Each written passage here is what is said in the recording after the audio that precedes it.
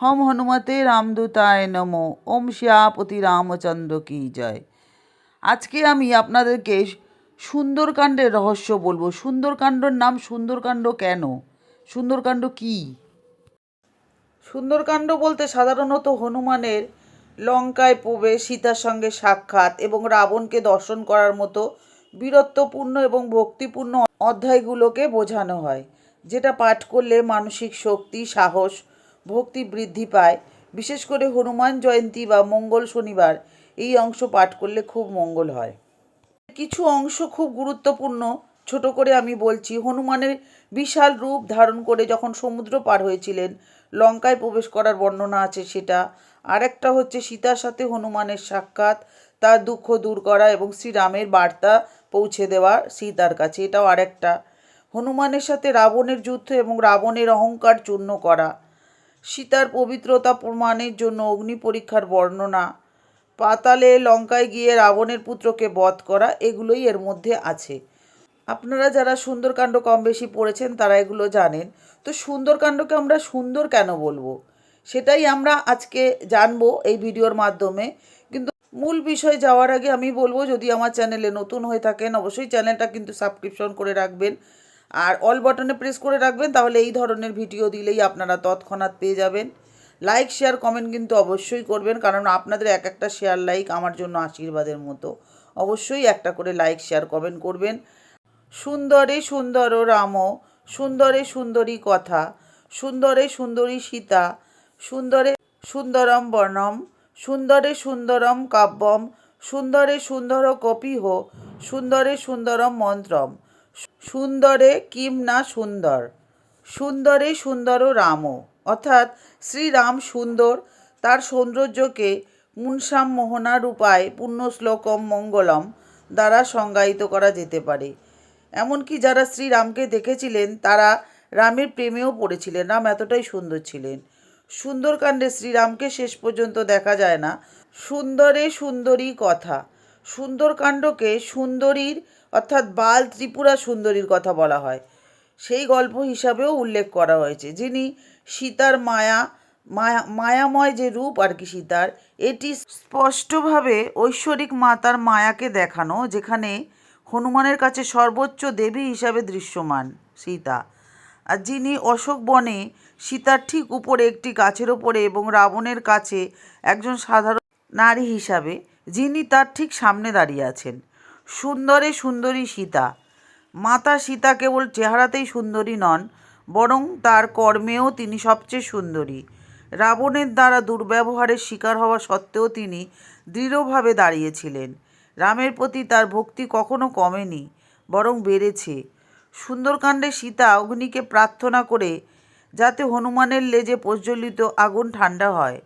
তিনি তার শক্তি দিয়ে একটি মৌলিক উপাদানের প্রকৃতি নিয়ন্ত্রণ করতে সক্ষম হয়েছিলেন, কিন্তু তিনি নিজের জন্য তার শক্তি ব্যবহার করতে অস্বীকার করেন এবং চান যে কেবল রাম এসে তাকে নিয়ে যান।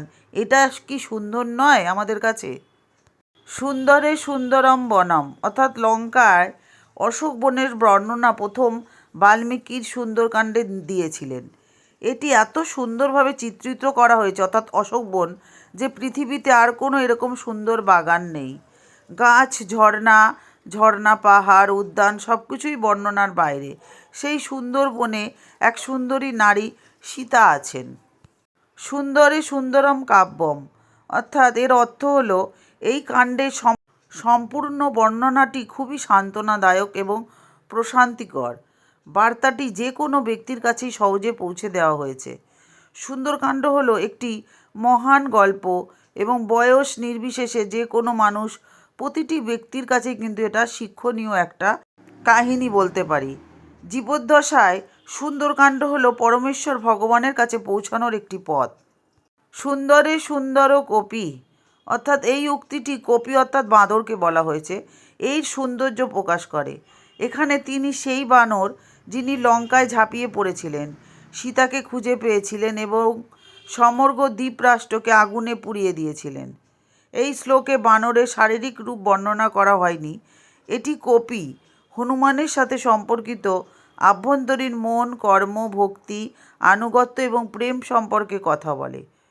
সুন্দরকাণ্ড হনুমানের লঙ্কায় যাওয়ার একটা দৃঢ় সংকল্প, তার নম্রতা, মনোযোগ, কঠোর পরিশ্রম এবং শক্তি, এই সমস্ত কিছুকে নিখুঁতভাবে ব্যাখ্যা করেছেন, যা হনুমানকে সবচেয়ে সুন্দর ব্যক্তি হিসাবে চিত্রিত করে। যে মানুষের মধ্যে এইগুলো থাকে সে তো সুন্দর মানুষই। এবার সুন্দরে সুন্দরম মন্ত্রম। সমগ্র সুন্দরকাণ্ডে এমন দুটি শ্লোক রয়েছে যা আমাদের আভ্যন্তরীণ শান্তি, সুখ, আনন্দ এনে দেয়, এবং সেই শ্লোকগুলিতেও রয়েছে যা আমাদের দুঃখ চিরতরে দূর করে। এতে বলা হয়েছে যে এই মন্ত্রগুলি শোনার মাধ্যমে একজন ব্যক্তি বিশুদ্ধ আনন্দ লাভ করে এবং এটি জপকারীদের সান্ত্বনা দেয় এবং ইতিবাচক শক্তিও নিয়ে আসে। সুন্দরে কিম না সুন্দরম, অর্থাৎ শ্লোকের শেষ অংশটি সুন্দরকাণ্ডের সৌন্দর্যকে সমগ্রভাবে চিত্রিত করে। এর অর্থ হল সুন্দরকাণ্ডের প্রতিটি দিকই কেবল শ্বাসরুদ্ধকর এবং সুন্দর, তা সে ভগবান রাম, মা সীতা, হনুমান, অশোকবন, তাদের গল্প এবং মনোরম মন্ত্রের মাধ্যমে এই সমগ্র বর্ণনা সব কিছুই কেবল খুবই আনন্দদায়ক এবং আকর্ষণীয়। তাহলে এটা তো অবশ্যই সুন্দর আমাদের কাছে, তাই না? সুন্দরকাণ্ড শুরু হয় যখন শ্রীরাম তার সেনাবাহিনী নিয়ে দক্ষিণ ভূমিতে পৌঁছান এবং সম্পত্তির সাথে দেখা করেন, অর্থাৎ জটায়ুর সাথে। শ্রীরামের সেনাবাহিনীতে সুগ্রীব, হনুমান, জাম্ববান, অঙ্গদ, নল এবং অন্যান্যরা ছিলেন। সম্প্রতি তাদের জানান যে এক রাক্ষস রাজা এক মহিলাকে অপহরণ করে সমুদ্রের ওপারে অবস্থিত লঙ্কা রাজ্যে নিয়ে যাচ্ছেন। তিনি আরও বলেন যে মহিলাটি সাহায্যের জন্য চিৎকার করছিলেন, কিন্তু শৈশবে একবার জটায়ুকে রক্ষা করার সময় সম্প্রতি তার ডানা হারিয়ে ফেলেন, তাই তিনি অসহায় হয়ে পড়েন। হনুমানকে সেই স্থানে নীরবে দাঁড়িয়ে থাকতে দেখে ব্রহ্মার পুত্র জাম্ববান পরাক্রমশালী বায়ুপুত্রের সাথে কথা বলেন এবং তাকে তার ক্ষমতার কথা মনে করিয়ে দেন। এই হলো সুন্দরকাণ্ডর বিষয়। তো বন্ধুরা, সুন্দরকাণ্ড নিশ্চয়ই সুন্দর আমাদের কাছে, সব কিছুই সুন্দর সুন্দরকাণ্ডে, তাই আমরা সুন্দরকাণ্ড সুন্দরভাবে পড়লে সুন্দরই হবে আমাদের জীবন। চেষ্টা করবেন হনুমান চালিসা রোজ পড়ার।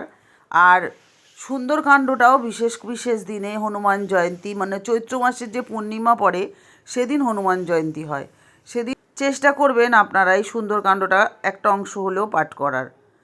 তো যাই হোক, আপনারা অবশ্যই ভিডিওটা ভালো লাগলে সকলের সাথে শেয়ার করে দেবেন, তাদেরও কিন্তু এটা জানার সুযোগ করে দেবেন, কারণ ভগবানের কথা অমৃত সমান। আপনারা শেয়ার করলেও আপনাদের মঙ্গল হবে, শুনলেও মঙ্গল, পাঠ করলেও মঙ্গল।